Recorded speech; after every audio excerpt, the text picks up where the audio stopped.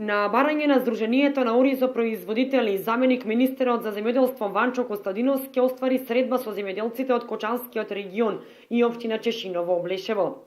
Целта на средбата е да се види каква е состојбата со откупот на ориз и она што беше барање на оризопроизводителите, да се види дали доследно се почитува тоа што е посочено од страна на оризопроизводителите, дека при откупот несоодветно се прифаќа квалитетот на оризот кој што го предаваат и дека несоодветно се декларира од аспект на квалитетот при пласманот на ориз.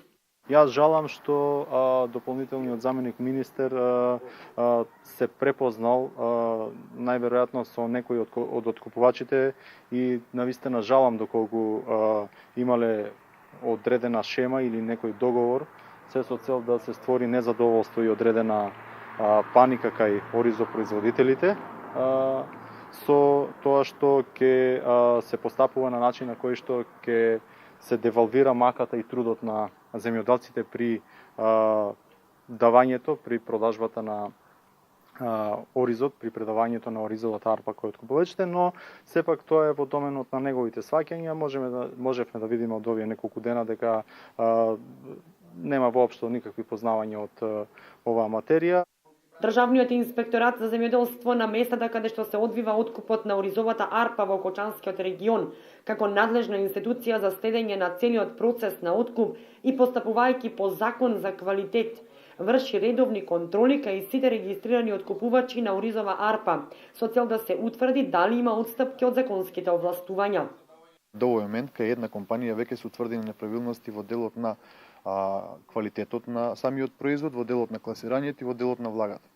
Ова е многу битно, бидејќи ние сакаме да заштитиме манипулација и на потрошувачите и на македонскиот бренд Кочански ориз надвор од Република Македонија, а воедно и останати институции да се провери безбедноста на тие производи. Сакам да отфрлам секакво обвинување за тенденциозност во целава постапка. Меѓутоа, моментот на предизборие се поклопува со моментот на откуп на оризовата арпа. Ние како инспекторат правиме вакви мониторинзи во другите откупи на земјоделски производи текорно во секоја година во времето на нивното предавање. Слушнав обвинување дека инспекторатот бил тенденциозен и така натака. Ние само доследно го спроведуваме законот, се со цел да елиминираме и најмала злоупотреба во делот на откупот, односно македонскиот земјоделец да биде злоупотребен со својот труд кој што го има произведен. Инаку, оризовата арпа веќе се откупува по цена од 18 до 22 динари за килограм.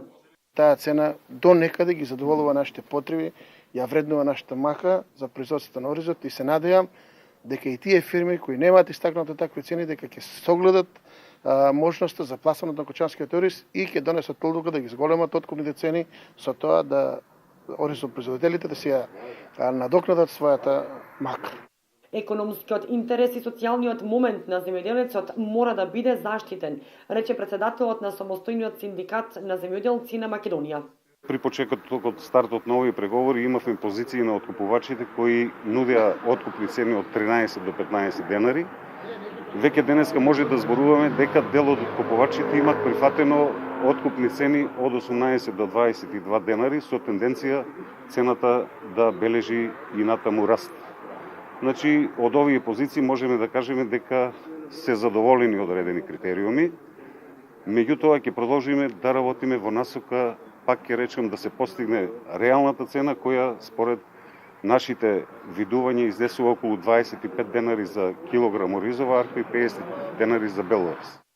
Како и досега, секогаш ќе се држи страната на оризопроизводителите и нема да се дозволи поигрување со животите на земјоделците од овој регион, заврши Костадиновски.